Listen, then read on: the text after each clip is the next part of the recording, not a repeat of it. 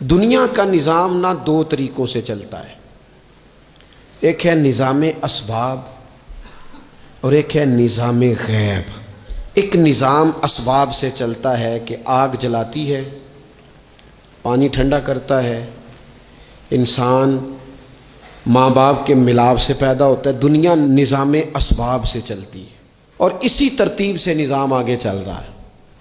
اور ایک ہے نظام غیب، جب اللہ اپنی رحمت کا فیصلہ فرمائے تو ایک نظام وہ بھی ہے۔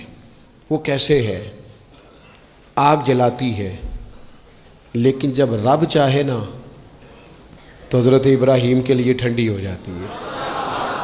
یہ کیا ہے؟ یہ نظام غیب ہے۔ نظام اسباب یہ ہے کہ ماں باپ کے ملاپ سے اولاد پیدا ہوتی ہے، اور اگر رب چاہے نا تو حضرت عیسیٰ علیہ السلام کو بغیر باپ کے بھی پیدا فرما دیتا ہے۔ ہم جو مسلمان ہیں نا، ہماری ساری کی ساری توجہ نظام اسباب پہ ہو گئی ہے۔ اسباب پورے جمع کرو، لیکن اپنے رب کی بارگاہ کی طرف رجوع بھی کرو۔ کئی دفعہ نا اسباب سارے بندے کے ہاتھ سے چھوٹ جاتے ہیں، پھر اسے ضرورت ہوتی ہے دست غیب کی، اللہ اس کی مدد کرے۔ جو آیہ کریمہ میں نے قرآن مجید کی پڑھی ہے، اس میں اللہ کریم نے فرمایا یا ایھا الذین آمنوا توبوا الی اللہ توبۃ نصوحا، اے ایمان والو اپنے رب کی طرف رجوع کرو، اپنے رب کی بارگاہ میں توبہ کرو، پر توبہ سچی کرنا، رجوع الی اللہ کرو، اللہ کی طرف رجوع کرو۔ بعض اوقات سارے نظام ختم ہو جاتے ہیں، نظام اسباب، اس وقت ضرورت ہوتی ہے رجوع الی اللہ کی، کہ نظام غیب آئے۔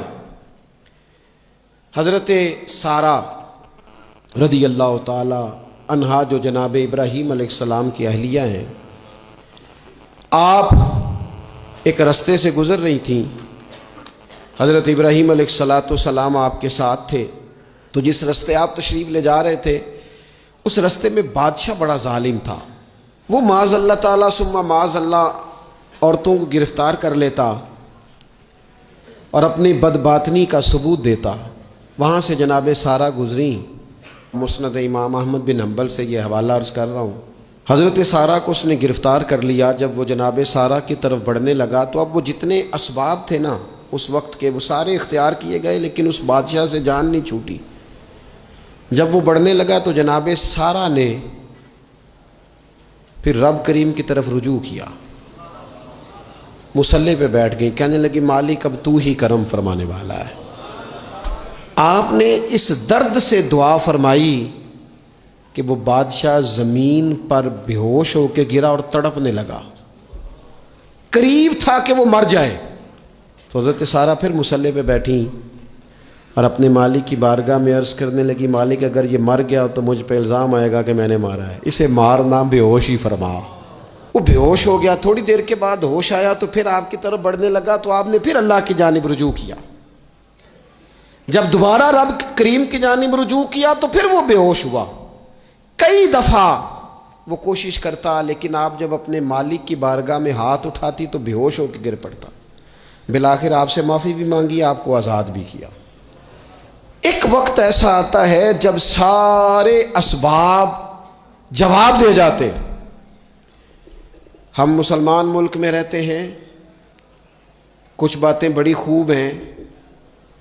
میں نے دیکھا ہے کہ ڈاکٹر جب سمجھ آتا ہے نا کہ رپورٹس، ادویات، ٹیسٹ اب اس نتیجے پہ پہنچ گئے ہیں کہ شاید یہ مریض بچے گا نہ، تو چونکہ مسلمان ملک ہے تو میرے وطن کے ڈاکٹر ایک خوبصورت جملہ بولتے ہیں، مجھے بڑا پسند ہے۔ وہ یہ نہیں کہتے اب کچھ نہیں ہو سکتا، وہ کہتے ہیں آپ دعا کریں۔ کیا مطلب؟ کہ اب رجوع الی اللہ کا وقت آ گیا ہے۔ ہمارے پاس جو شعور تھا، علم تھا، وہ ہم نے خرچ کر دیا۔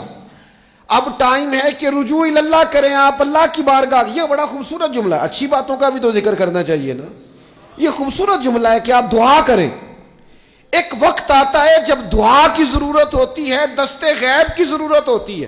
نبی پاک علیہ السلام 313 کو لے کے جب میدان میں آئے تھے تو ظاہری اسباب تو یہ تھے کہ 1000 سے مقابلہ کیسے ہوگا، تو پھر میرے کریم نے پتہ کیا کیا؟ حضور نے پھر رب کریم کی طرف رجوع فرمایا اور پھر اللہ کی مدد فرشتوں کی صورت میں آئی۔ او میرے دوستو، امت کو ضرورت ہے اس وقت دست غیب کی۔ پاکستان کبھی نہ بنتا اگر اللہ تعالیٰ کی غیبی طاقتیں مدد نہ فرماتی۔ پاکستان کبھی نہ بچے گا اگر خدا کی مدد شامل حال نہ ہوگی۔